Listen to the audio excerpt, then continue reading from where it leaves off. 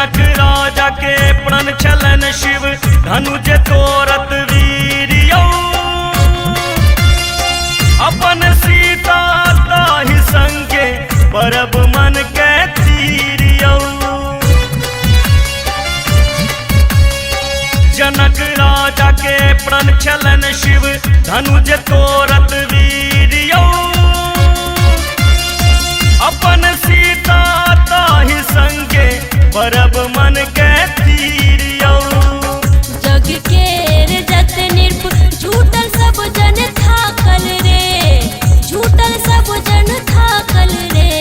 ललना रे उठी नाही सकल धनुष ताहाँ, भेल सब व्याकुल रे। ललना रे उठी नाही सकल धनुष ताहाँ, भेल सब व्याकुल रे।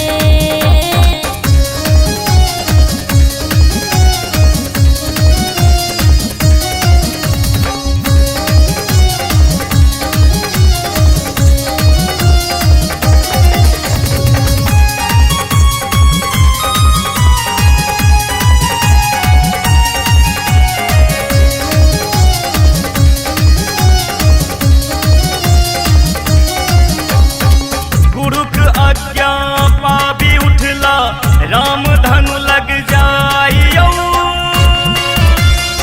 पलहि भर में देखलक सब करहि ताहि उठाइयो। गुरुक आज्ञा पाबी उठला राम धनु लग जाइयो। पलहि भर में देखलक सब करहि ताहि उठाइयो। बंधन बांध के हित चाप कन के झुकौलनि रे, चाप कन के झुकौलनि रे।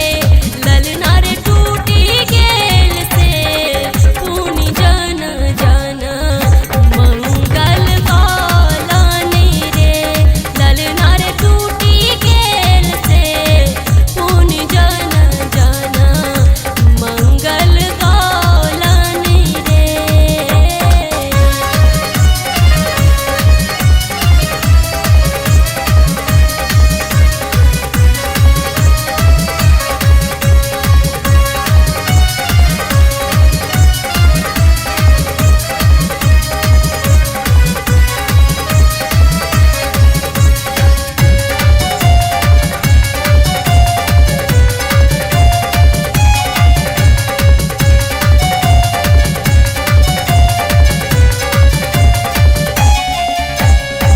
राम सीता केर ब्याहक सकल अछि ओरियान यौ।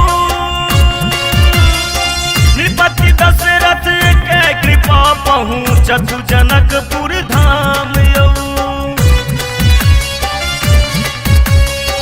राम सीता केर ब्याहक सकल अछि ओरियान यौ।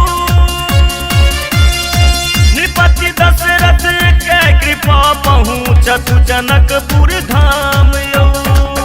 शुभ अगहन पंचमी गीता ही तिथि एलै रे, गीता ही तिथि एलै रे।